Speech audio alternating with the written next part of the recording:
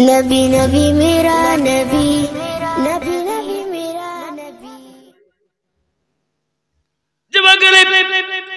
পৃথিবীর জমিনে তদরূপ আমাদের নরেন্দ্র মোদী সরকার এতদিন আমাদের দিয়ে খাইয়েছে, এবার আমাদের রক্ত চুষে বার করবে বলে আমাদের পিছনে হাত আদা জল খেয়ে লেগে গেছে। বুঝতে পারেন? বলে তোদের রক্ত লিব, তোদের থাকতে দেব না, তোদের বাঁচতে দেব না, তোদেরকে ঘর ছাড়া করব। জেনে রাখো সোনা মানিকেরা আমার, আমাদের সরকার, আমরা তার প্রতি বড় আশাবাদী, কিন্তু সে আমাদের করেছে কি আস্তে আস্তে আমাদের টাকা নিয়ে আমাদেরই দেয়। ওয়াকফ সম্পত্তি হলো আমাদের, আমাদের টাকা নিয়ে আমাদেরই দেয়। আবার এখন বলে ওয়াকফ সম্পত্তি হাতাতে চায়। যুবক আমার সোনা মানিকেরা, এখন আমরা মুসলমান জীবন থাকতে আমরা সরকারের কাছে আমাদের মসজিদের সম্পত্তি যেতে দেব না। প্রয়োজন হলে রক্ত দেব, ঠিক না? প্রয়োজন হলে আপনার কিনা ময়দানে নেমে আমরা বিশৃঙ্খলা ভাবে মিছিল মিটিং করতে চাই না, শান্তিপূর্ণ ভাবে সরকারকে আমরা জানিয়ে দিতে চাই আমরা ভারতের নাগরিক, উপযুক্ত আমাদের হক আপনাকে বুঝিয়ে দিতে হবে। কোথাও মসজিদ তুমি নিতে চাও, মসজিদ নিয়েছো, তুমি আমাদের মাদ্রাসা নিয়েছো, মরার পরও যে জায়গাতে শোবো ওই জায়গাতে পর্যন্ত তুমি হাতাতে চেয়েছো। তোমার মতো সরকার একটু চিন্তা ভাবনা করা দরকার, নইলে আল্লাহ পাকের গজব তোমার প্রতি পড়তে দেরি হবে না। ঠিক কিনা? ঠিক কিনা বলুন? রাজি আছেন তো? দেওবন্দি আমরা চিনি না, শিয়া চিনি না, কাদিয়ানি চিনি না, লামোঝাবি চিনি না। আমরা এখন মুসলমান কলেমার ভাই এক প্ল্যাটফর্মে দাঁড়িয়ে, এখন আমরা এক প্ল্যাটফর্মে দাঁড়িয়ে বলতে চাই আমাদের হক সরকার তোমাকে দিতেই হবে, আমাদের হক দিতেই হবে, দিতে হবে, দিতে হবে। জোরে বলেন, আমাদের হক দিতে হবে। রাজি আছেন না? বলতে হক আমরা চাই, আমাদের হক আমরা চেয়েছি, আমরা আপনার নাগরিক, তাই বলে আপনি আমাদের প্রতি এত অত্যাচার করবেন এ কখনো মেনে নেওয়া যায় না। আমরা কিন্তু ওরকম আশিক নয়, রক্তের বিনিময়ে আমরা দুধ খাবো না।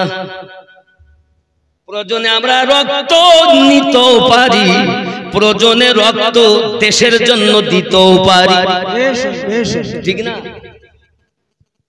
আমরা মুসলমান, এই ভারতবর্ষে মুসলমানের রক্ত হে বাবাজি আমার হবে না কো ব্যর্থ।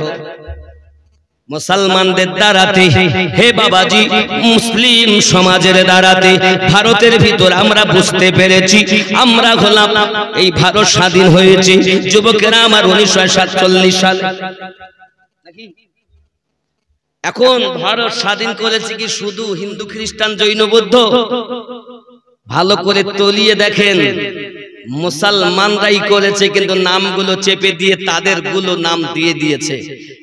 কারো নাম ছিল, নামগুলো কেটে দিয়ে ওদের গুলো আগে দিয়েছে, কিন্তু আসল সবকিছু দিয়েছে মুসলমান। কখনো তুমি মসজিদ ছিনিয়ে নিয়েছো, কাতার মসজিদ কিছু বলিনি, মালদাহার নিয়েছো আদিনা মসজিদ কিছু বলিনি, ছিনিয়ে নিয়েছো বাবরি মসজিদ, তবু আমরা সহ্য করে গিয়েছি। এবার তুমি আমাদের কলজাতে পা দিয়েছো, তোমার মতো সরকারের বরখাস্ত চাই, হয় তুমি তোমার গদি ছেড়ে দাও, নইলে এই হাত আমরা যেমন তুলতেও পারি আল্লাহর দরবারে দোয়া চাইবে। মুসলমানের বদদুয়ায় তোমার গদি শেষ হতে 10 দিন সময় লাগবে না। হয় অধিকার দাও, নইলে মুসলমান এমন ভাবে এক হবে। এখন যদি ওরা ভোট করে, ভোট খোদার কসম করে বলছি, নরেন্দ্র মোদীর ভোট যদি কালকেই করে, কালকেই যদি করে, আজ 7ই এপ্রিল জেনে নাও, 8ই এপ্রিল যদি ভোট হয় ভারতের সারা জমিনে সন্ধ্যা হওয়ার আগেই গোহারা হেরেছে নরেন্দ্র মোদী, খোদার কসম এটা আপনারা বুঝতে পারবেন। কারণ শিয়া, সুন্নি, কাদিয়ানি, লামোঝাবি যা যত দল আছে ৭৩টা দলের কথা নবী বলেছেন। এই ৭৩টা দল এখন আমরা ভারতের জমিনে এক হয়ে গেছি। জোরে বলুন, আমরা ৭৩ দল এক হয়েছি। পীর আছে আপন জায়গায়, মোহাব্বত আছে আপন জায়গায়, কিন্তু হুব্বুল ওয়াতান মিনাল ঈমান। রাসূল পাক বলেন নিজের দেশকে ভালোবাসা ঈমানের লক্ষ্য। তুমি মনে করছো আমরা বাংলাদেশ থেকে এসেছি, পাকিস্তান থেকে এসেছি? ভারত আমাদের ছিল, ভারত আমাদের আছে। আপনার নাগরিক হিসাবে উপযুক্ত আমাদের অধিকার দিতেই হবে। যে আইন তুমি পাশ করেছো এখনো 24 ঘন্টার মধ্যে ফিরিয়ে নাও, নইলে ওদিন আসতে দেরি নাই যে তোমার পদস্খলন হবেই। পদস্খলন হবেই, কেউ রুখতে পারবে না। বিভিন্ন দেশ, Bangladesh, Pakistan, Iraq, Tehran, America, সমস্ত দেশ ভারত সরকারকে এখনই তো বদনাম করতে লেগেছে। ইয়ার খেয়ে কাজ পেল না, এখন মুসলমানের রক্ত চুষে খাওয়ার জন্য লেগে পড়েছে। সাবধান হন। এখন আমরা দেওবন্দি সম্পর্কে বলবো না, ওয়াহাবি নিয়ে আলোচনা করবো না। শিয়া, সুন্নি, ওয়াহাবি, লামোঝাবি, মাউদুদি সব আমরা কি কথা বলেন? আমরা কি এক হয়ে গেছি?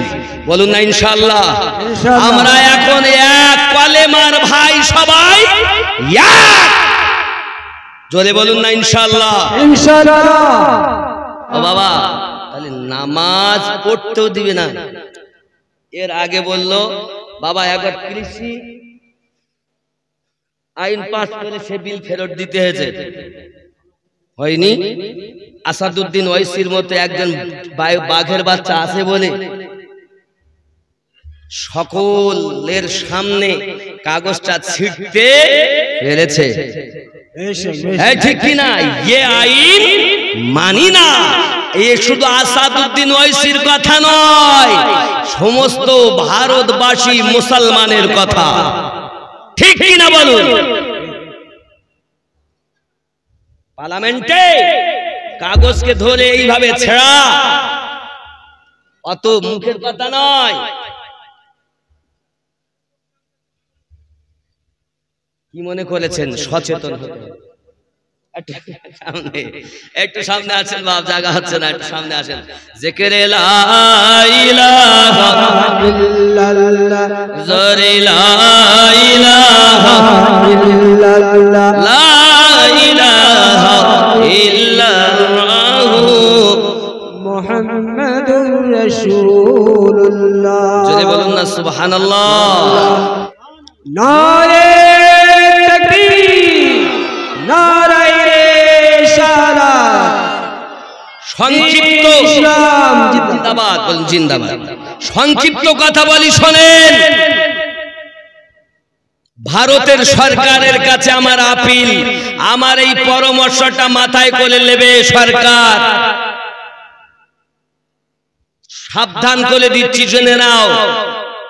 গাউসে আজম আব্দুল কাদের জিলানী রাদিয়াল্লাহু তাআলা আনহুর দরবারে একজন খলিফা মুরিদ ছিলেন। বছরে তার কাজ ছিল দুটো জুব্বা বানাতো, খাস করে 1 নাম্বার জুব্বাটা গাউসে পাককে দিতেন, আর 2 নাম্বারটা সেই যুগের রাজাকে দিতেন। রাজা শুনলো যে তাকে নাকি 2 নাম্বারটা দেওয়া হয়, 1 নাম্বার গাউসে পাককে আতা করা হয়। এই সংবাদটা যখন তার কানে গেল, সঙ্গে সঙ্গে সে খলিফাকে ডেকেছে। ডাকার পরে বলছে, তুমি জুব্বা 1 নাম্বার কোথায় দিয়েছো? বলে ওই আল্লাহওয়ালা গাউসে পাককে দিয়েছে। বলে ফকির, টুপিওয়ালা, দাড়িওয়ালা, নামাজওয়ালা, কোরআনওয়ালা, সে পাবে 1 নাম্বার, আর আমি রাজ্যের রাজা হয়ে পাবো 2 নাম্বার। জাল্লাদ তাকে আঘাত করে চাবুক মারতে লেগেছে, 100 চাবুক মারা হয়েছে তার গায়ে। 100 চাবুক মারার পর ক্লান্ত হয়ে গেছে সে, খুব জর্জরিত, গা দিয়ে রক্ত ঝরে, কান্না করতে করতে আমার গৌসে পাকের দরবারে চলে গেছে। তাকে নিয়ে যাওয়া হয়েছে গৌসে পাকের দরবারে। সে যখন গৌসে পাকের দরবারে গেছেন, গৌস পাক বলেন এই হালাত কেন? হুজুর 1 নাম্বারটা আপনাকে দিয়েছি, 2 নাম্বারটা রাজাকে দিয়েছি, রাজা 1 নাম্বারটা চায়, তো আপনাকে ছেড়ে আমার পীরকে ছেড়ে আমি তো আপনাকে দিতে, রাজাকে দিতে পারি না, তাই অপরাধে আমাকে চাবুক মেরেছে। গৌস পাক জালালিতে এসে গেলেন, যাও আমার খাটিয়ার তলায় যাও, একটা মাটির ছোট পাত্র পেয়ালা আছে দেখো, ওই পেয়ালাটা উল্টে দাও। যখন ভিতরে যাইয়া ভক্ত মুরিদে ওই পেয়ালাটা উল্টে দিয়েছে, বাদশার রাজত্ব উল্টে গেছে। সুবহানাল্লাহ, সুবহানাল্লাহ। পরামর্শ দেই সরকারকে, এই মুসলমান আল্লাহওয়ালাদের খাটিয়ার তলায় সরকারের রাজত্ব ভরা থাকে। তুমি যদি মনে করো আমার রাজত্ব চলবে, এটা তোমার ভুল ধারণা। তোমার সরকারি যে ক্ষমতা পেয়ে তুমি লাফাচ্ছ, জেনে নাও আল্লাহর ওলিদের খাটিয়ার তলায় রাজার রাজত্ব ভরা থাকে। তোমার ধ্বংস হতে 1 সেকেন্ড সময় লাগবে না। এমন আল্লাহর ওলি এই ভারতের জমিনে আছে। তুমি গোরস্থান নিয়ে আঘাত করো, কবরস্থান মানে তাহলে কোন আল্লাহর ওলি রাখবে না। ভারতের রাজা আজমিরি খাজা নাকি বলেন, মুদির গদি টিকে আছে তাও আল্লাহর ওলিদের দয়ায়। আমার আল্লাহর ওলিরা হলো দয়াবান। আল্লাহ গফুরুর রহিম, নবীকে বানিয়েছেন রউফুর রহিম, আর আউলিয়ায়ে কেরামেরা ওই রউফুর রহিমের কাছ থেকে দয়া পেয়ে তাদের দয়া আছে বলে চুপচাপ সহ্য করছেন। একবার যদি ওনারা ফিরে তাকান, তাহলে তোমার মানে ধ্বংস হতে, তুমি তোমার অস্তিত্ব নষ্ট হতে 1 মিনিট সময় লাগবে না ইনশাআল্লাহ। ঠিক কিনা বলুন? পরামর্শ দিচ্ছি আমি, নাগরিক হয়ে আমার ক্ষমতা নাই আপনাকে পরামর্শ দেওয়ার, তবু আমি কদম ধরে বলি, আমাদের সরকার বলে আপনাকে আমি বিনতি করব, অনুনয় করব, যে জিনিসটা করেছেন আপনি ভালো করেননি, এখনো সময় আছে, ফিরে আসুন। ঠিক কিনা? আমারে সইতে পারে না লোকে এসব কারণে, কিন্তু তুমি আমার কলজে হাত দিয়েছো, ছেড়ে দেব? দেওয়া যাবে? আমাদের শাসনকর্তা দেখবেন আর ওই যুগে শাসনকর্তা দেখবেন। আরো একটা পরামর্শ আমি ভারত সরকারকে দেই, পরামর্শ শোনো। শাসনকর্তা কেমন হবে? তুমি সামান্য ভারতের সরকার, আর অর্ধ পৃথিবীর সরকার ছিলেন আমিরুল মুমিনিন। জোরে বলো। যে উমারের কথা বলছি এটা শুনে নাও। অর্ধ পৃথিবীর খলিফা ছিলেন তিনি। তার হালাত ছিল এমন, এ বাবাজি আমার সোনা মানিকের, একদিন ওমর রাদিয়াল্লাহু তাআলা রাতের বেলাতে আপনার কেনা বেশভূষা পরিবর্তন করে আপনার সাধারণ পোশাকে এলাকায় ঘুরে বেড়াতেন। কে খেতে পেয়েছেন, কে পায়নি, কার কষ্ট হয় কি হয়নি, এইভাবে খুঁজে বেড়াচ্ছেন ওমর রাদিয়াল্লাহু তাআলা আনহু। হঠাৎ করে আমিরুল মুমিনিন রাদিয়াল্লাহু তাআলা আনহু একটা দরজাতে চলে গেলেন। ওই দরজার কাছে কান্নার আওয়াজ শোনা যায়। আর আপনার কি নাম? আমিরুল মুমিনিন রাদিয়াল্লাহু তাআলা আনহু আপনার দরজার কাছে আওয়াজ দিলেন, কে আছেন বাড়িওয়ালা, দরজাটা খুলুন। দরজা খুলেছেন। অসুবিধা হচ্ছে? বাদ দেব? আমি ছেড়ে দিব? তা কি হচ্ছে পিছনে?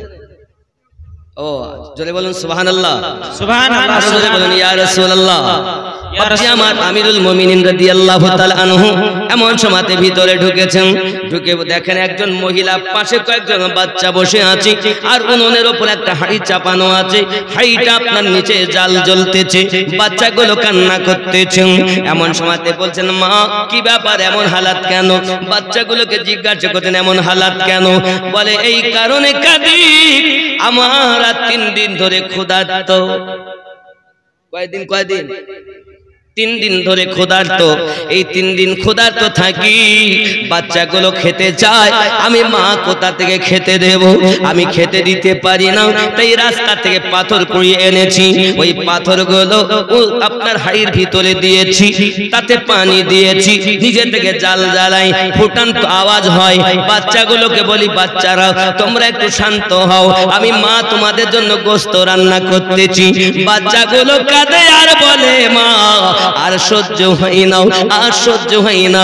আমি এই জন্য বাচ্চাগুলোকে সান্ত্বনা দেই, কারণ আমাদের খলিফা আমিরুল মুমিনিন রাদিয়াল্লাহু তাআলা আনহু আমাদের খোঁজ লেই নাও, আমাদের খোঁজ লেই নাও। এই জন্য বড় দুঃখে আপনার ব্যথায় ব্যতীত আপনার কিনা ওই মহিলা আমিরুল মুমিনিন রাদিয়াল্লাহু তাআলা চেনেন নাও।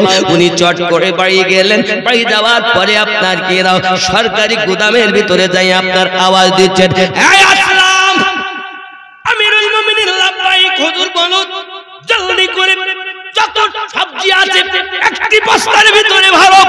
একটি বস্তাতে ভরা হয়েছে, আটার বস্তা নিয়েছে, আর আপনার কিনা সবজিগুলো নিয়েছেন। আমিরুল মুমিনিন বলেন আসলাম আমার পিঠে তুলে দাও। সঙ্গে সঙ্গে বলেন হুজুর আপনি তো আমিরুল মুমিনিন, আপনি তো হলেন অর্ধ পৃথিবীর খলিফা। ভারত সামান্য একটি দেশ, আর আমিরুল মুমিনিন অর্ধ পৃথিবীর খলিফা। বাবা আমিরুল মুমিনিনের কাছে আমিরুল মুমিনিন হলেন হাতি, আর নরেন্দ্র মোদী হলো একটি মশা। একটি মশা, জেনে রাখো। আমি জানি আমার দুশ্মনের অভাব নাই, কিন্তু কিছু করার নেই। আমি জানি দুনিয়া এসেছি একবার, যাব একবার। জেনে রাখো বাবা, হযরত আমিরুল মুমিনিন রাদিয়াল্লাহু তাআলা যখন এই কথা বলেছেন, আব্বাজি আমার সোনা মানিকেরা আসলাম বলেন হুজুর আপনি আমাকে দিন পৌঁছে দেই যেখানে নিয়ে যাবেন।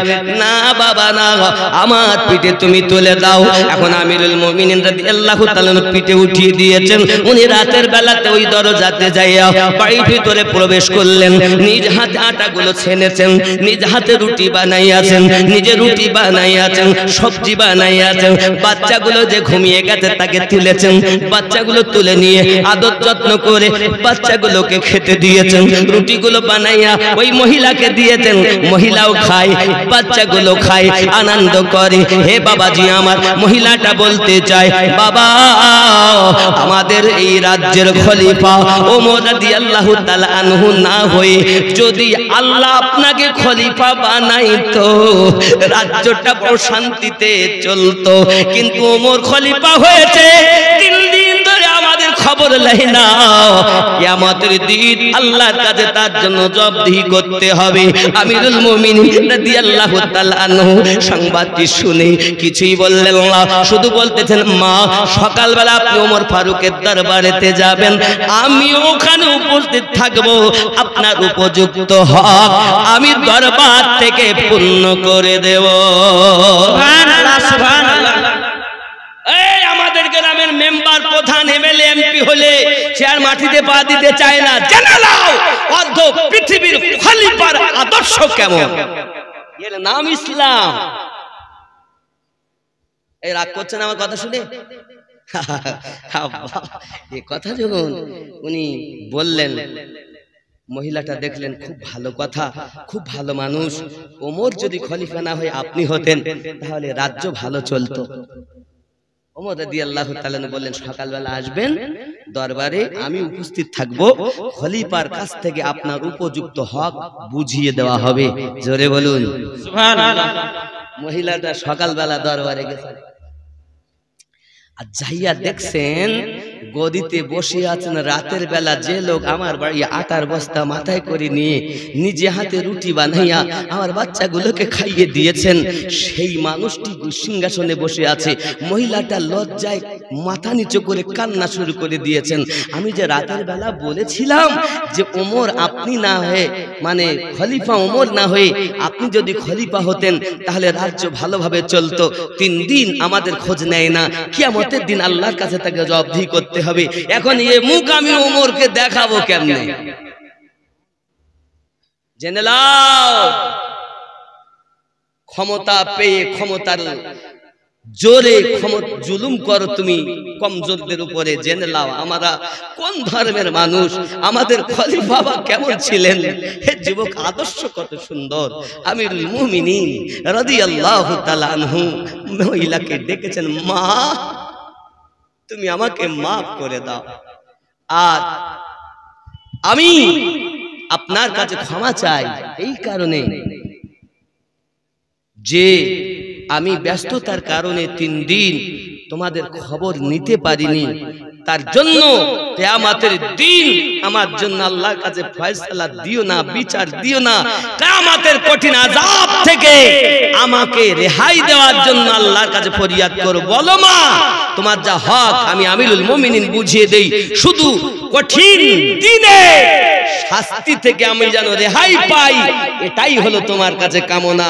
বলো আমাকে ক্ষমা করলে কিনা। মহিলাটা কাঁদেন আর বলেন, হুজুর আপনার মতো খলিফা জগতে আর হবে না, আপনার মতো খলিফা হবে না, আমি ভুল করেছি, মাফ করে দিন। মহিলাও বলে, আমি আপনাকে মাফ করে দিলাম। জোরে বলুন সুবহান। তারা কবরের ভয়ে কাঁদেন, হাসরের ভয়ে কাঁদেন, আর আমাদের ভয় আছে। ক্ষমতা পেয়েছি, রাজ্যের মানুষের প্রতি অত্যাচার শুরু করে দিয়েছি, তবু তো খেয়ে কাজ পেল না। কবরস্থান নিয়ে, মসজিদ নিয়ে, মাদ্রাসা নিয়ে, হে বাবা ঈদগাহ নিয়ে, কখনোই সম্ভব নয়। এ তো টিকে থাকবেই না। এ যারা বলে কঠিন অন্যায় করে, তাহলে আমরা শিক্ষা পেলাম ইসলাম ধর্ম এমন একটি ধর্ম, মানুষের ভ্রাতৃত্ববোধ ইসলাম শিক্ষা দেয়। মানুষের পাশে দাঁড়ানোর শিক্ষা ইসলাম দিয়েছে, নাকি বলেন আব্বা আমার? কারণ নবীর জিন্দেগি হলো পৃথিবীর জন্য মডেল। আর আপনি গীতা বলেন, বাইবেল বলুন, জিন্দাবিস্তা বলুন, পুরাণ বলুন, মহাভারত বলুন, এক কথায় যত ধর্ম আছে সমস্ত ধর্ম গ্রন্থ থেকে আমাদের গাইড বুক কোরআন শরীফ হলো 1 নাম্বার গাইড বুক। যত ধর্মগুরু আছে সকল ধর্মগুরু থেকে আমাদের ধর্মগুরু 1 নাম্বার ধর্মগুরু। যদি বলুন সুবহানাল্লাহ। যদি বলেন হুজুর কেমন করে সংক্ষিপ্ত কথা বলি, ভারতের জমিনে একবার সমস্ত জীবন ইতিহাসবিদরা করলেন কি, সকল ধর্মের মানুষের জীবন ইতিহাস নিয়ে, যারা ধর্ম যাচক, ধর্মের গুরুদেব যারা, তাদের জীবনকে নিয়ে একত্রিত করে কম্পিউটারে দিয়েছে। দেওয়ার পরে আপনার কিনা যে কম্পিউটার তুমি বলো কে 1 নাম্বার, সঙ্গে সঙ্গে কম্পিউটার বলেছে 1 নাম্বার হযরত মুহাম্মদ সাল্লাল্লাহু আলাইহি সাল্লাম, 2 নম্বরে যিশু খ্রিস্টের নাম। তখন দেখলো এই 1 নাম্বার নবী যখন, তাহলে এটা ভুল, হয়তো আবাদ দিয়েছে আমাদের নবী 1 নাম্বার। জোরে বলুন সুবহানাল্লাহ। আবাদ দিয়েছে আমাদের নবী 1 নাম্বার। 7 বার কম্পিউটারে দেওয়ার পরও কম্পিউটার স্বীকৃতি এটাই দিয়েছে, ভারতের মহামানব, ভারতে 1 নাম্বার মডেল যার জীবন, তিনি নবী মুহাম্মদ সাল্লাল্লাহু আলাইহি ওয়াসাল্লাম। কথা বুঝতে পারেন? তাহলে আমরা তো ওই ইসলাম ধর্মাবলম্বী। শুধু তাই না, গাইড বুক কোরআন শরীফ। হে বাবাজি আমার, আমাদের জন্য গাইড বুক এমন, এই গাইড বুকের মধ্যে বলা হয়েছে, এই গাইড বুক যেই ব্যক্তি পড়েছে, জীবনকে পরিবর্তন করার চিন্তা ভাবনা করেছে, আল্লাহ পাক তাকে 1 নাম্বার মডেল বানিয়ে দিয়েছেন। জোরে বলুন সুবহানাল্লাহ। আমার কথা রাগ করছেন? এই ভারতে ইসলামের যিনি আলো জ্বালিয়েছেন তার নাম খাজা আজমিরি। সুবহানাল্লাহ সুবহানাল্লাহ। কি দিয়ে? প্রেম দিয়ে। আমার কথা বুঝতে পারছেন না? রাগ হচ্ছেন? রাগ হচ্ছে? এগুলি বাস্তব। সারা এ ভারতে কোরআনের আলোতে ভরে দিল খাজা দেখো না। সারা এ ভারতে কোরআনের আলোতে ভরে দিল খাজা দেখো না। বলো না আমরা খাজার দিওয়ানা, বলো না আমরা খাজার দিওয়ানা, মোহব্বতে বলো না আমরা খাজার দিওয়ানা, না, বলো না আমরা খাজার দিওয়ানা। पंजतनी फूल खाजा औलाद रसूल तोरी कतर तोरी जिनी, तोरी कतर तोरी जिनी अकुले रिकू। पंजतनी फूल खाजा औलाद रसूल तोरी कतर तोरी जिनी अकुले रिकुल। महान भारते महान भारते है ना जगार तुलना, बोलो ना हमरा खाजार ना, बोलो ना हमरा खाजार दीवाना। महान भारते कुराনের আলোতে ভরে দিল খাজা দেখো না। জোরে বলে পাপি তাপি বেদিন ছিল কত পথহারা, দিনের দাওয়াত দিল খাজা প্রেমেরই দ্বারা। সুবহানাল্লাহ সুবহানাল্লাহ। দিয়ে প্রেমের দাওয়াত, কোরআনের দাওয়াত কিভাবে দিয়েছে? প্রেম দিয়ে।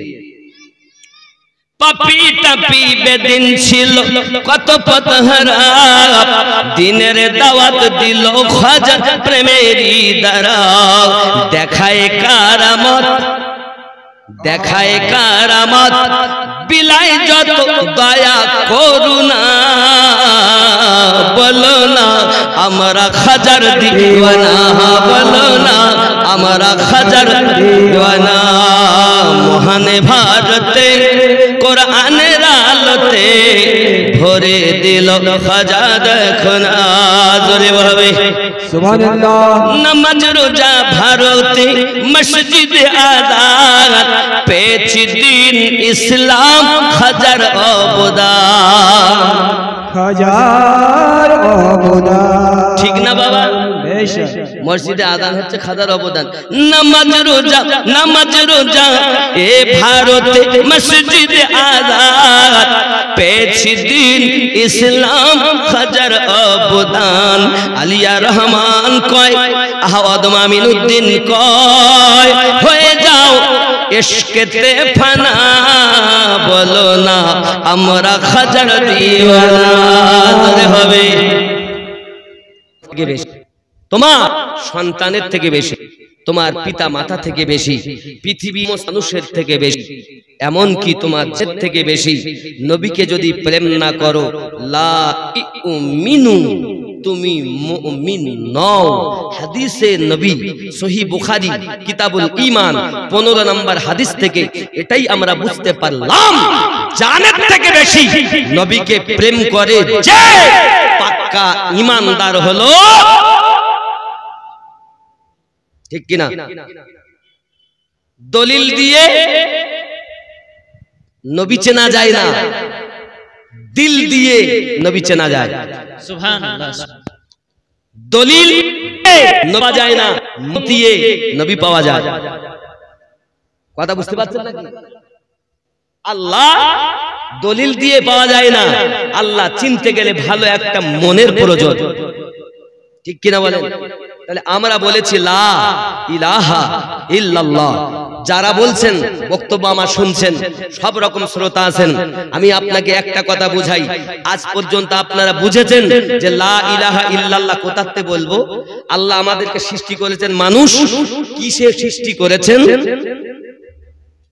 জানেন না? শুনে রাখেন, বলতাম না তবু বলছি, অনেকবার বলেছি, আবারও বলছি আজকের মেহফিলে, আল্লাহ পাক আমাদেরকে শ্রেষ্ঠ বানিয়েছেন। আমরা কেন শ্রেষ্ঠ? আমাদের থেকে তো কত বড় জীব আছে, আল্লাহ তাদের শ্রেষ্ঠ বলেননি, আমাদের বলেছেন কেন? তাহলে তো একটা কারণ আছে। কারণ আছে না নাই? আছে। আব্বা আমার, সেই কারণটা কি জানুন? আমাদেরকে 10টা জিনিস দিয়ে আল্লাহ সৃষ্টি করেছেন, 5টি নিয়েছেন আলামে খলক। এই জগতে আমরা বাস করতেছি, আপনারা আছেন, এটা হলো আলামে খলকের জগৎ। মায়া দুনিয়া, মায়া আর মায়া। দেখেন, বন্ধু বন্ধুর সঙ্গে মায়া, ভাই ভাইয়ের সাথে মায়া, সন্তান বাপ মায়ের সঙ্গে মায়া, স্বামী স্ত্রীতে মায়া, আছে না নাই? এই মায়া আছে না নাই? মায়া আছে বলি তা তো কষ্ট করতেছি, মায়া আছে বলে তো এখানে এসেছি নাকি? আজ আমাকে ভালোবাসেন, মায়া আছে, আমি নতুন এসে চল যাই, ভালোবাসি যাই, মায়া আছে বলে এসেছে নাকি? বলেন, কথা বলেন না কেন? ভালোবাসা আছে বলে এসেছে। তাহলে এটা হলো মায়া দুনিয়া, মায়ার জন্য ছুটি বাড়াচ্ছি, আরামের বিছানা ত্যাগ করি, ছেলে মেয়ে ফেলি চলে এসছে জালসা। কেন? ভালোবাসা আছে তাই, ঠিক কিনা? কথা বলেন না, ভুল বলছি নাকি? ভালোবাসা আছে তাই। এবার আমিনউদ্দিনের বক্তব্য শুনে যদি আল্লাহ এবং নবীর আশিক হতে পারি, আল্লাহওয়ালা হতে পারি, নবীওয়ালা হতে পারি, জীবন পরিবর্তন করতে পারি, আরো আশা এটা, ঠিক কিনা বলেন? দুটো কথা শুনে শিক্ষা গ্রহণ করব, আমল করব, এই আশায় এসেছে, ঠিক কিনা বলেন? আব্বা আমার, খেয়াল করেন, এমন সময় পৃথিবীর সারজমিনে আমাদের এই যে মুহূর্ত, তাহলে 5টি জিনিস আলামে খলকের। কি কি? আগুন আমাদের দেহের মধ্যে আছে, আগুন মানে তাপ, দেহের একটা তাপ আছে না? আগুন, পানি, মাটি, বাতাস। কটা হলো? 4টি। আবার বলি, আগুন, পানি, মাটি, বাতাস, 4টি। আর একটা হলো মানে লতিফা, যেটার নাম হলো বলা হয়েছে নাফসে আম্মারা। এই 5টি জিনিস এই দুনিয়া থেকে আল্লাহ নিয়েছেন, আর 5টি আল্লাহ আলামে রুহের জগৎ থেকে নিয়েছেন। সেই 5টি কি? কল, রুহু, সির, খফি, আকফা। এখন আমি মুসলমান দাবি করি, লা ইলাহা ইল্লাল্লাহ মুহাম্মাদুর রাসূলুল্লাহ সাল্লাল্লাহু আলাইহি ওয়াসাল্লাম। সহিহ বুখারী কিতাবুল ঈমান হাদিস নাম্বার 8। এই হাদিসটি বর্ণনা করেছেন নবী পাক সাল্লাল্লাহু আলাইহি ওয়াসাল্লাম, বলেন ইসলামের বুনিয়াদ 5টি জিনিসের উপরে। প্রথম নাম্বার কলেমা, লা ইলাহা। আরে ইল্লাল্লাহ পরে, আগে আপনার হুজুর যারাই কলেমা শিখে তাদের কাছে জিজ্ঞাসা করবেন, হাত ধরে বলি আপনাকে, আপনি আমার দুশমন নন, আপনি আমার কলেমার ভাই। হাত ধরে বলি একটু, আপনি তো মনে করছেন আপনার হুজুর ভালো, তা আমিও বলি ভালো, একটু জিজ্ঞাসা করবেন যে লা ইলাহা আরবিতে বললাম, এর বাংলা অর্থ কি? নেই কোনো মাবুদ, নেই কোনো ইবাদতের উপযুক্ত, নেই কোনো ইলাহ, নেই কোনো ইবাদতের উপযুক্ত। নেই কোনো ইবাদতের উপযুক্ত আগে বলবো কেন? আল্লাহ তুমি রহিম, আল্লাহ তুমি রহমান, আল্লাহ তুমি মালিক, আল্লাহ তুমি সত্তার, আল্লাহ তুমি গফুর, আল্লাহ তুমি গফফার, আল্লাহ তুমি রহমান, আল্লাহ তুমি রহিম। তোমার এত নাম, সে নাম ধরে ডাকতে দিলে না, আগেই বলতেছো নেই কোনো মাবুদ। আপনার হুজুরকে জিজ্ঞাসা করবেন তো, যেই নেই কোনো মাবুদ কোথাতে বলতে হয়? সে তো কলেমা পড়েছে, নিজেই জানে না। এই জন্য নবী বলেছেন ৭৩টা দল হবে, ৭২টাই জাহান্নামে যাবে। কলেমা পড়ার পরও একটা দল মাত্র জান্নাতে যাবে। নবী নিজ জবানে বলেছেন কুল্লুহুম ফিন্নার, সব জাহান্নামী, ইল্লা মিল্লাতান ওয়াহিদাতান, শুধু একটি দল ব্যতীত। সাহাবী রাসূল বলেন, ক্বালা মান হিয়া ইয়া রাসূলুল্লাহ, ওই দলটি কোন দল হবে? নবী আমার বললেন, ক্বালা মা আনা আলাইহি ওয়া আসহাবিহি, আমি আর আমার সাহাবায়ে কেরাম যে পথে, যে দলে, ওই দল জান্নাতি। সুবহানাল্লাহ, সুবহানাল্লাহ। কলেমা তো সবাই পড়েছে, জাহান্নামে যাবে কেন? আসলে যারা কলেমা পড়ে কিন্তু কোথাতে পড়ে এটা জানে না,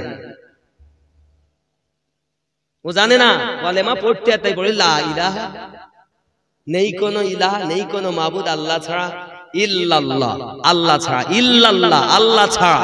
তাহলে আল্লাহ কোথায় রাখতে হবে? ইল্লাল্লাহ কোথা থেকে কোথায় যাবে? মানুষ শ্রেষ্ঠ কেন? একবার কি ভেবেছেন? আমাকে তো আপনারা চিনেছেন, আমি হাত ধরে বলি, বোঝার চেষ্টা করুন, আমি আপনাদের দুশমন নয়। আমাকে চিনেছেন আমিনউদ্দিন বলে। আমার এ দুটি হাত, এ দুটি চোখ, এ দুটি কান, এটা মাথা, এটা পেট, এটা পিঠ, এ দুটো টাং, এটা কি ভিতরে জিহ্বা, আলজিবি, এটা দিল, এটা ফেফড়া, এটা কলজে, এটা ওই, ওটা সেই, এটা নাড়ি, এটা ভুঁড়ি। তা আমিনউদ্দিন কই? এবার আসুন, আপনি তো এখনো বুঝলেন না, দলিল চাচ্ছেন, দলিল শোনেন। যে রাগ করে চলে যাচ্ছেন আমার উপরে বসুন, আমি চেষ্টা করি সকলকে নিয়ে বসে কথা বলার।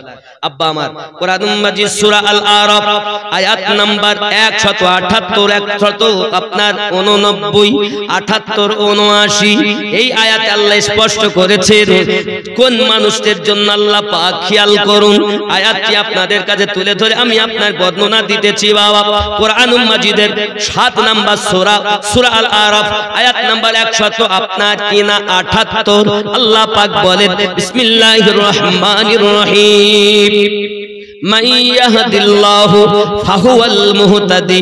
আমি আল্লাহ যাদের হেদায়েত দান করি তারা হেদায়েত প্রাপ্ত হয়।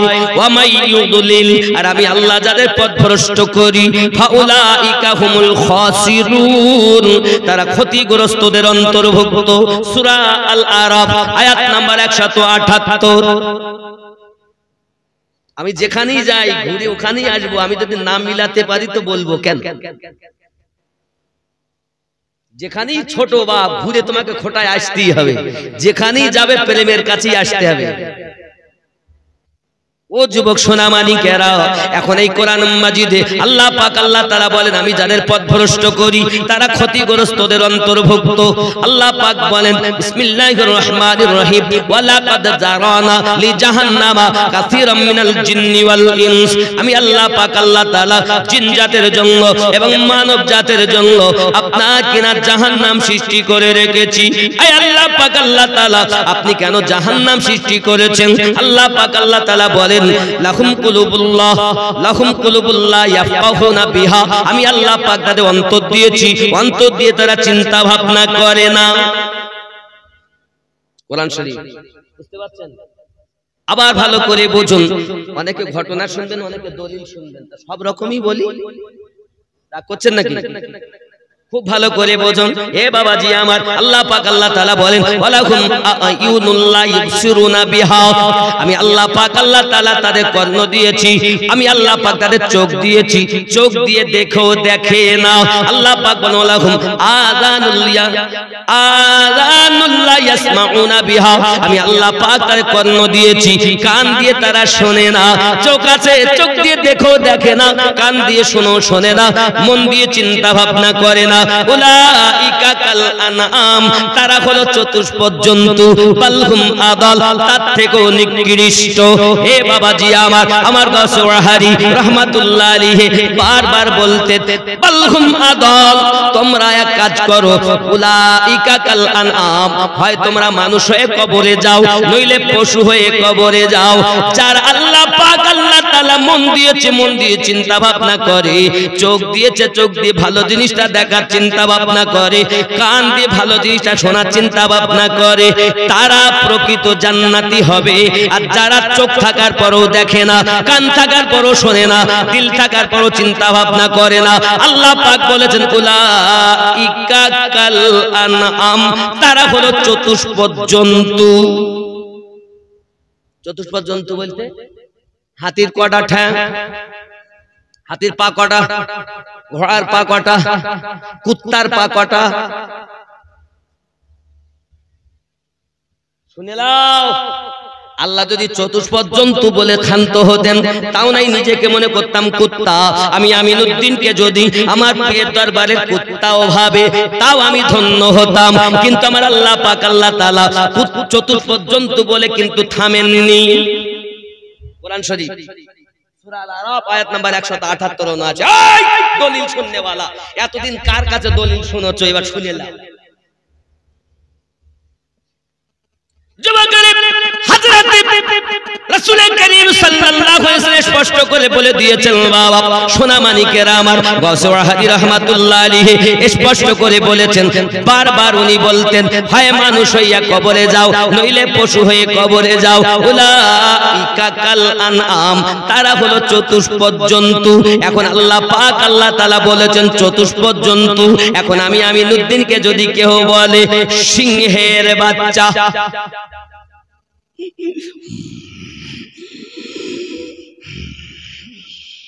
সিংহ বলেছে, সিংহের পা কটা? চারটি ঠ্যাং না? সিংহের চারটি কান কটা?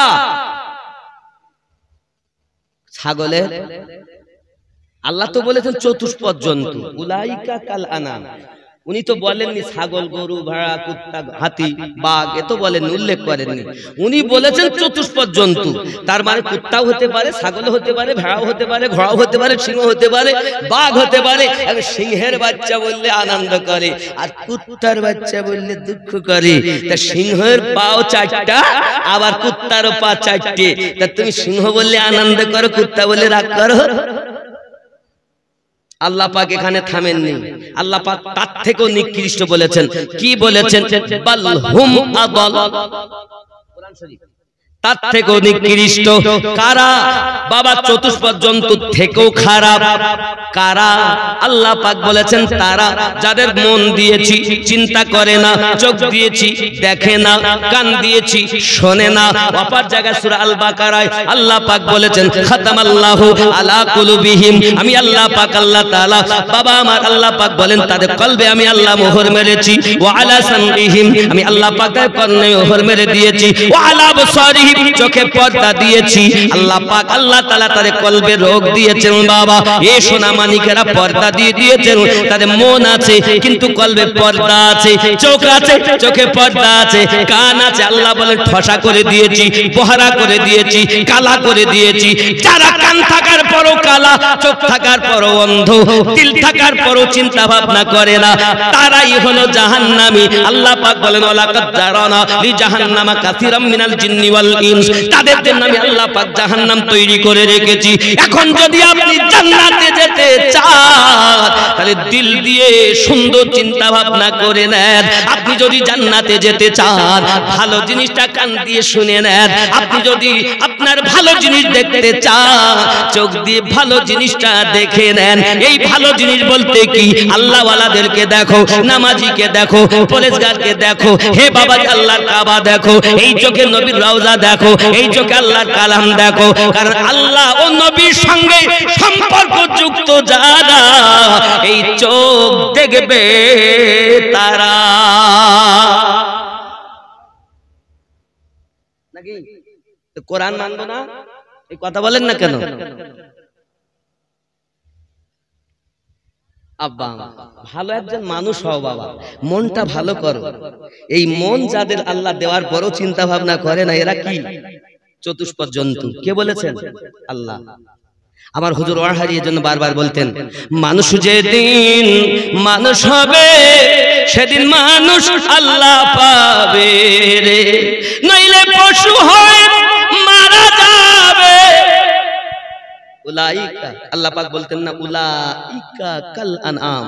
হুজুর ওয়াহারি বলতেন নইলে পশু হয় মারা যাবে।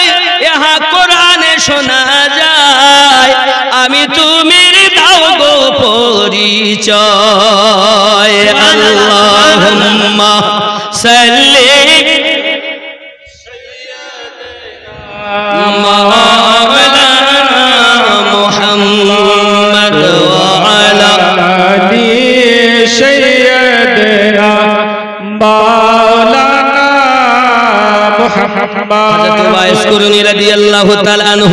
তাহলে নবীজিকে সাক্ষাৎ না করে মায়ের কথাকে প্রাধান্য দিলেন। কিন্তু হাদিসে বুখারী কি নবী পাক বলেছেন মায়ের থেকে, বাপের থেকে, নিজের জীবনের থেকে বেশি নবীকে প্রেম করতে হবে।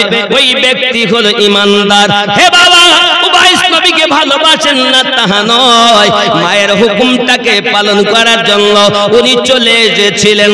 এই জন্য তো বলা হয়েছে উবাইস করুনি নবী পাককে সাক্ষাৎ জাহিরি চোখে না করার কারণে তিনি সাহাবী হতে পারেননি। তবে সাহাবীর পরে হলো তাবিঈন। এই তাবিঈনদের ভেতরে সর্বশ্রেষ্ঠ যিনি উবাইস করুনি হলেন তিনি। সুবহানাল্লাহ, সুবহানাল্লাহ। আমি একজন এমন আশিকে রসুলের কথা বলতেছি, শুনতে আসছি দলিল শুনবো, আসলে জানে না। ঠিকই বলেছেন, না জানা থাকলে যা বলে।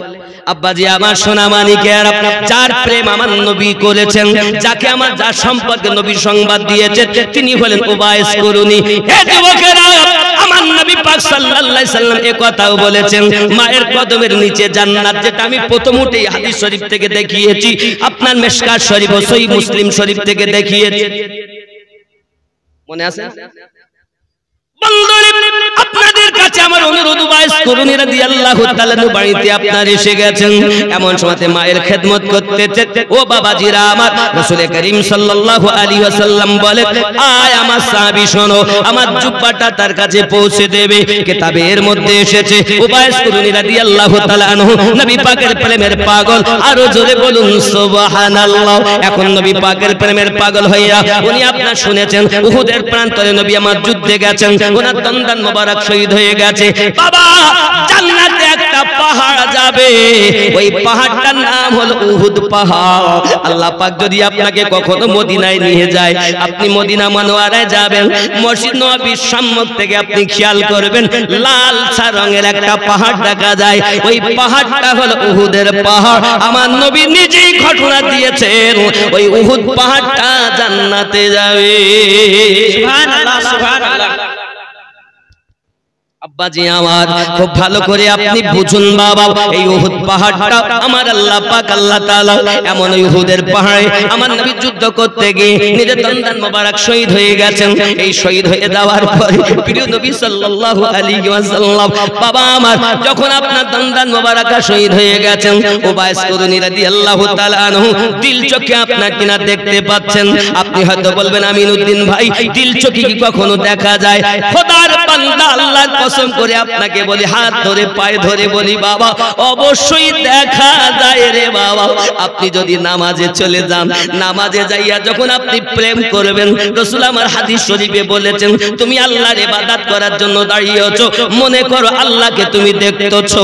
এখন আল্লাহ দেখার যদি তোমার ক্ষমতা আমল তোমার যদি না থাকে, এতটা ভয় তোমার অন্তরে রাখবে, মহান আল্লাহ পাক আল্লাহ তাআলা তোমাকে দেখতেছে, আল্লাহর ভয় ইবাদত করবে, দুনিয়ার চিন্তাতে ইবাদত করবে না, বেটা বিটির মায়াতে ইবাদত করবে না, সংসারের চিন্তা যেন তোমার ইবাদতের মধ্যে না আসে। হে বাবা, আমরা যারা এখানে ওয়াজ কো শুনতে এসেছি, করতে বসতে এসেছি, আব্বা আমার, আমরা প্রত্যেকেই একটু সিনায় হাত দিয়ে বলুন না বাবা, নামাজে গেলে ব্যবসা চিন্তা হয়, সংসারের চিন্তা হয়, সন্তানের চিন্তা হয়, যে কর্মের মানুষ ওই কর্ম তার জিনিস মাথায় এসে যায়, পুরাতন জিনিস মাথায় ছিল না, হঠাৎ নামাজে দাঁড়িয়েছে, ওই জিনিসটা ব্রেনের ভেতরে আসে কি আসে না? এই আসে কি আসে না? মিথ্যা বলছি আমি? নবী বলেন, আল্লাহ দেখো নামাজ পড়ো, আবার বলেন আল্লাহ তোমাকে দেখছে, এই ভয় নিয়ে নামাজ পড়ো। আমরা দুটার একটাও করতে পারলাম না, প্লেনের ভিতরে সংসার, প্লেনের ভিতরে ব্যবসা, প্লেনের ভিতরে তেজারত, তাহলে তো নামাজ হলো না। বলে আমার যুবকেরাও, আপনি যদি সঠিক নামাজ পড়তে পারেন, আপনি যখন তেলাওয়াত করবেন আল্লাহ পাকের সঙ্গে কথা বলবেন, আপনি যখন বলবেন আলহামদুলিল্লাহি রাব্বিল আলামিন, যাবতীয় প্রশংসা আল্লাহ পাকের জন্য, যিনি দোজাহানের পালন কর্তা। আমার আল্লাহ বলেন, বান্দা রে বান্দি রে, তুই আমাকে এমন ধারণা করিস, আমাকে তুই চাইলি মহান বলে মানলি, আমি আল্লাহ তোকে জগতে মহান বানিয়ে দেব, আরো ভালো করে দেব, সকলে প্রিয় বানাইয়া দেব, কারণ তুই আমাকে মহান ভেবেছিস। বান্দা, আজকে তুই আমাকে কিছু বলবি, আমরা তখন বলি আর রহমানির রহিম, আপনি হলেন রহমান, আপনি হলেন রহিম, আমি আপনার বান্দা বান্দি পাপ করতে ভালোবাসি, তুমি তো মাফ করতে ভালোবাসো। আল্লাহ আমাকে লাঞ্ছিত করো না, আমাকে বঞ্চিত করো না। মালিক ইয়াউমিদ্দিন, বিচার দিবসের হলেন আপনি মালিক। আয় আল্লাহ, আমাকে লাঞ্ছিত করো না, বঞ্চিত করো না, অপমানিত করো না, পদদলিত করো না। এমন সময় আল্লাহ পাক বলেন, আর কিছু বলবি? আমরা সঙ্গে সঙ্গে বলি, ইয়াকা নাবুদু ওয়া ইয়াকা নাস্তাইন, আমি তোমার ইবাদত করি, তোমার কাছে সাহায্য প্রার্থনা করি। আল্লাহ পাক বলেন, বান্দা কি আমার কাছে সাহায্য চাচ্ছিস বল? আমরা বলি, ইহদিনাস সিরাতাল মুস্তাকিম, আমাদিগকে বা আমাকে সোজা সরল সঠিক পথে প্রচালিত করো। সিরাতাল্লাযীনা আনআমতা আলাইহিম, যাদেরকে তুমি পুরস্কৃত করেছো, গায়রিল মাগদুবি আলাইহিম ওয়ালাদ-দাল্লিন, তাদের পথে নয় যারা অভিশপ্ত হয়েছে, লানত প্রাপ্ত হয়েছে। কথা গেল আল্লাহ পাকের ইবাদত করতে গিয়ে বলেছি আল্লাহ তাদের পথে চালাও, যাদেরকে তুমি ইনাম দিয়েছো, যাদেরকে পুরস্কৃত করেছো, তাদের পথে আমাদেরকে চালিত করো। নামাজে বললাম পুরস্কৃত ব্যক্তিদের পথে চালাও, আর বাইরে এসে বলছি তাদের পথে চলা যাবে না। বাবা, তাহলে নামাজে আর বাইরে যারা দ্বিমত, এরাই হলো জাহান্নামী, আর এদের সংখ্যা হলো 72 দলে বিভক্ত। সুবহানাল্লাহ, সুবহানাল্লাহ। দলিল নেবেন আরো? শোনেন, আসলে যেখানেই যাবেন মন খারাপ হবে আব্বা আমার, এর জন্য বেশি খোঁচাইও না বাবা, চিন্তা ভাবনা করো আমি একটা ভালো মন নিয়ে আল্লাহ আল্লাহ রসুলের প্রেমিক হব। নামাজ আপনাকে বাঁচাবে না বলো? হাসরে গেলে তো নামাজের কথা জিজ্ঞাসা হবে, কিন্তু এখান থেকে গেলেই কবরে কি বলবে? বিসমিল্লাহি ওয়া আলা মিল্লাতি আমিনুদ্দিন বলে রাখবে, রাখবে না? কি বলবে? বিসমিল্লাহি ওয়া আলা মিল্লাতি আমিনুদ্দিন বলবে না? আমার নাম বলবে না? সর্বনাশ করি যে, তাহলে তো ওয়াজ করাই বেকার হয়ে গেল। আমার নাম বলবে না, তাহলে আপনার কোন আপনজনের কথা বলবে? ইমামের কথা বলবে? বিসমিল্লাহি ওয়া আলা মিল্লাতি ইমাম সাহেব বলবে? তাহলে কি বলবে? বিসমিল্লাহি ওয়া আলা মিল্লাতি রাসূলিল্লাহি, আল্লাহর নামে নবীর দলে শুয়ে যা। যে নবীর নামে শুই, যে নবীর দলে আপনাকে শুইতে হবে। আব্বা আমার, আপনারা কেউ আমার দুশমন নন, আপনাদের হাত ধরে বলি বাবারে, একবার কি চিন্তা করে দেখেছেন যে নবীর দলে আমাদেরকে শুইতে হবে? ওই নবী পাক সাল্লাল্লাহু আলাইহি ওয়াসাল্লামের দলে আমরা শুইলাম আল্লাহর নামে। এখন কবরে যখন রেখে এলো, মুনকার নাকির আসবে। সহিহ বুখারী ও মুসলিমের হাদিস বলছি বাবা, হে বাবা ভালো করে বোঝো, আপনারা আমাকে দুশমন নয় বাবা, আপনি আমার কলেমার ভাই, আমি আপনার কলেমার ভাই।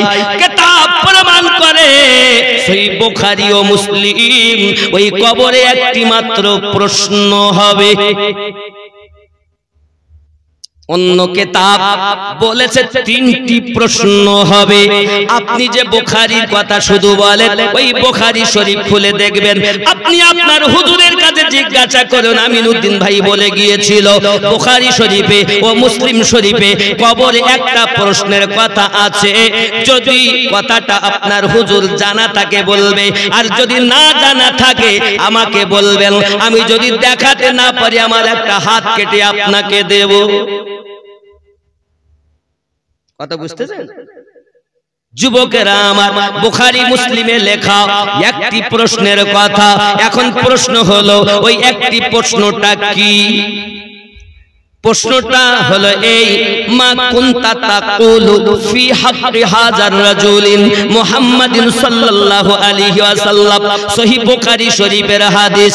এই ব্যক্তি সম্পর্কে আপনার কি ধারণা?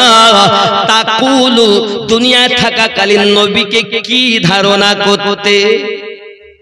কবরে যাইয়া ঈমানের প্রশ্ন রে বাবা, শুইতে হবে দুনিয়ায়। দুনিয়াতে কবরে যেতে হবে, প্রথম শোব, তাও নবীর দলে শোব। আবার কবরে প্রশ্ন হবে, তাও মাত্র একটি, নবীকে কি ধারণা করতে দুনিয়ায় থাকতে? আব্বা আমি আপনার কদমে হাত রেখে বলি, এখন কি ধারণা ছিল? যাদের ধারণা জিব্রাইল আনতেন তাই নবী জানতেন, তাছাড়া নবী জানতেন না, তাহলে আপনার তাদের ব্যাপার আলাদা। আবার কেউ বা এমন কথা বলবে, নবী তো আমাদের মতো মানুষ।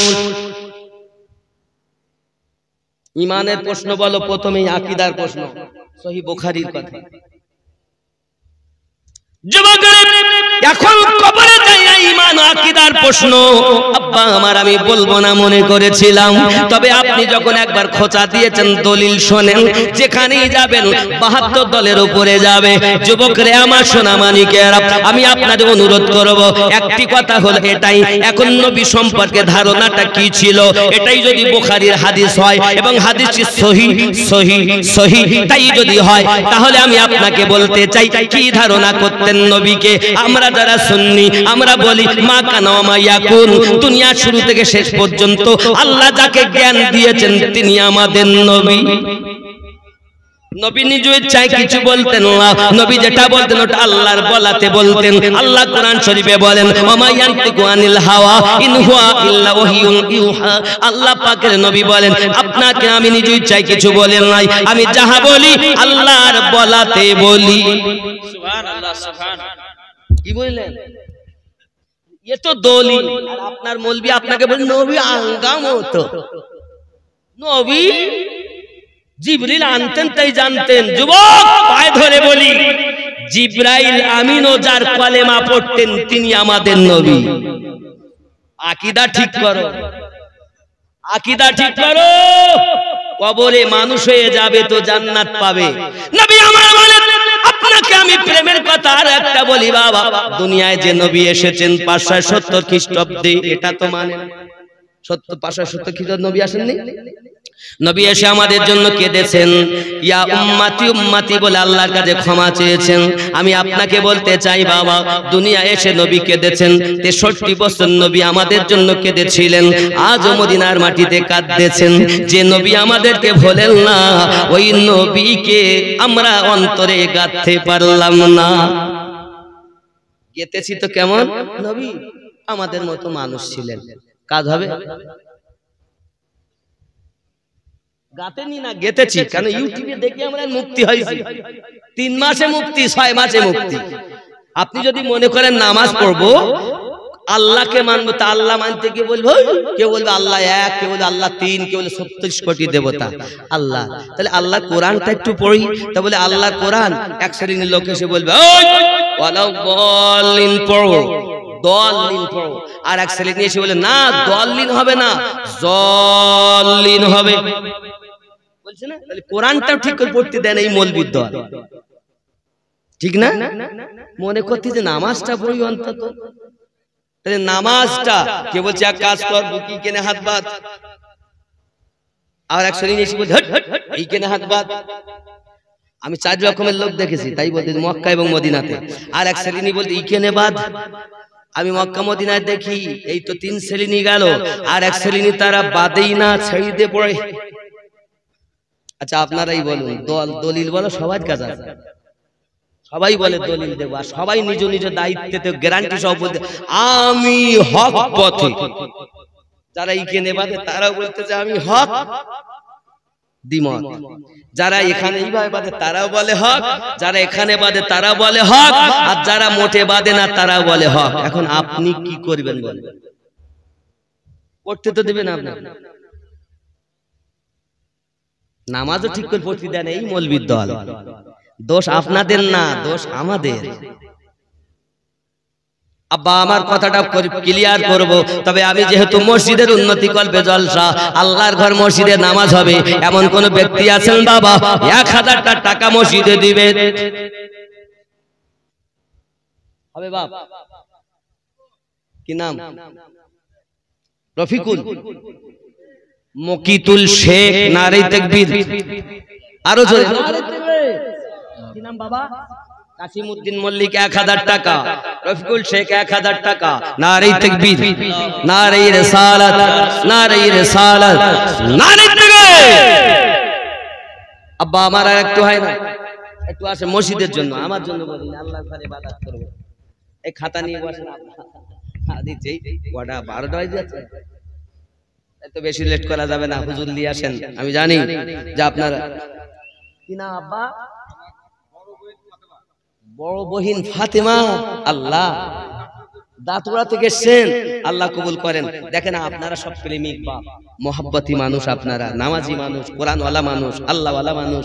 আপনাদের সকলের ইমানে যেন আল্লাহ বরকত দেন। জোরে বলি আমিন, আরো জোরে বলি আল্লাহুম্মা আমিন। নারে তাকবীর। ফাতেমা তিনি 1000 দিয়েছেন। এই আমার মায়েদের দিকে কমিটির লোকেরা যাও, আর মায়েরা দিবেন। একটা খাতা কলম নিয়ে যাওয়ার এ নিয়ে যাও, মায়েদের দিকে যান। আব্বা আমার একটু যান, আমার মায়েরা দিবেন। আমি বেশিক্ষণ বিরক্ত করবো না। রাগ করছেন আমার কথা শুনে আব্বা? রাগ করলেন? কিছু করার নেই আব্বা, এগুলো আমরা জানি, আমরা সব এক। তারপরও আব্বা আমার, আমাদের শুধু বোঝার ভুল। জিনিসটা কিন্তু একই, জিনিসটা একই, না বোঝার কারণে বলতে কথা বলছি। বোঝার চেষ্টা করুন। দিল আল্লাহ দিয়েছেন, দিল দিয়ে চিন্তা ভাবনা করুন। এটা আল্লাহর কোরআনের কথা। চিন্তা ভাবনা করেই আল্লাহ ওয়ালা হয়েছে, চিন্তা ভাবনা করেই আল্লাহ নবী ওয়ালা হয়েছেন, চিন্তা ভাবনা করে জান্নাত ওয়ালা হয়েছেন। জোরে বলে একটু জিকিরে লা ইলাহা, জোরে লা ইলাহা লা ইলাহা ইল্লাল্লাহু মুহাম্মাদুর রাসূলুল্লাহ, লা ইলাহা ইল্লাল্লাহ।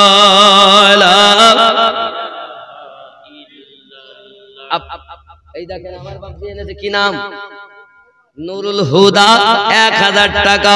আল্লাহ পকেট জানো না হয় ফাঁকা, স্বপ্নে জানো সকলের সঙ্গে আমার নবীর হয়ে যায় দেখা। যদি বলি আল্লাহুম্মা আমিন, আরো জোরে বল আল্লাহুম্মা আমিন। আব্বা আমার তাড়াতাড়ি দেখ, ওমরায় যাবেন, নাম বলেন, ফরজ হজে। মাশাআল্লাহ, আল্লাহ যেন আপনার হজে মাবরুর নসিব করেন। কি নাম আপনার? মোহাম্মদ জিয়াউল হক, 5000 টাকা। জোরে বলুন মারহাবা, আরো জোরে বলুন মারহাবা, নারে তাকবীর। আয় মুহাম্মদ কামলিওয়ালা, আয় রে আমার বুকে আয়, আয় মুহাম্মদ কামলিওয়ালা, আয় রে। আপনার নাম, মায়ের জন্য দিচ্ছেন 1000 টাকা। আল্লাহ কবর আপনার আশা পূর্ণ করুন, মায়ের কবর জান্নাতের টুকরা বানিয়ে দিন। আল্লাহ পাক পৃথিবীর সারা জমিনে আমাদেরকে মায়ের খেদমত করার তৌফিক দিন। সকালবেলা উঠবেন আর মায়ের হাতে চুমা দিয়ে, আব্বার হাতে চুমা দিয়ে ব্যবসা বাণিজ্যতে যাবেন, কাজ কর্মে যাবেন, যত রকম মুসিবত হোক না কেন আল্লাহ দূরে ঠেলে দেবেন। আয় মুহাম্মদ কামলিওয়ালা, আয় রে আমার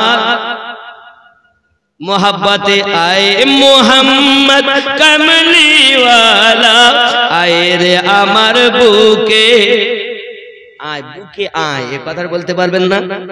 আয় মুহাম্মদ কামলিওয়ালা, আয় রে আমার বুকে আয়, আয় মুহাম্মদ কামলিওয়ালা, আয় রে আমার।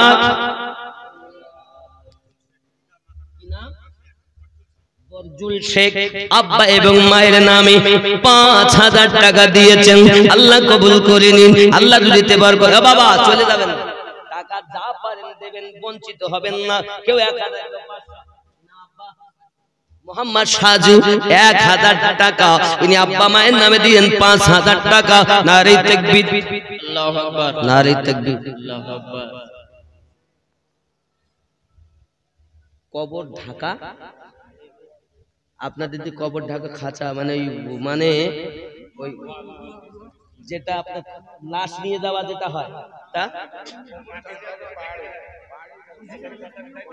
মানে আপনাদের দিকের বিষয় শিয়াল জাত উৎপাত, মানে শিয়ালের উৎপাত আছে আপনাদের, এই জন্য এই লোহার একটা খাঁচা দিবেন। কি নাম? সাজির উদ্দিন শেখ। নারে তাকবীর, নারে তাকবীর, নারে রিসালাত। এইরকম আওয়াজে হয়, একটু জোরে তাকবীর দেন। নারে তাকবীর, নারে তাকবীর, নারে রিসালাত, নারে রিসালাত। মাসলাকে আলা হযরত, মাসলাকে ইমামে আজম গাউসে ওয়াহারি, আরো জোরে গাউসে ওয়াহারি, গাউসে খুল নবী। নারে তাকবীর, আল্লাহু আকবার। দুধচাঁদ মোহাম্মদ নাকি মরহুম দুধচাঁদ শেখ 500 টাকা। ইমাম আলী, আল্লাহ পকেট যেন না হয় খালি, দিয়েছে 100 টাকা। দেখতে যেন পায় মদিনার গলি। আল্লাহ পাক আল্লাহ তাআলা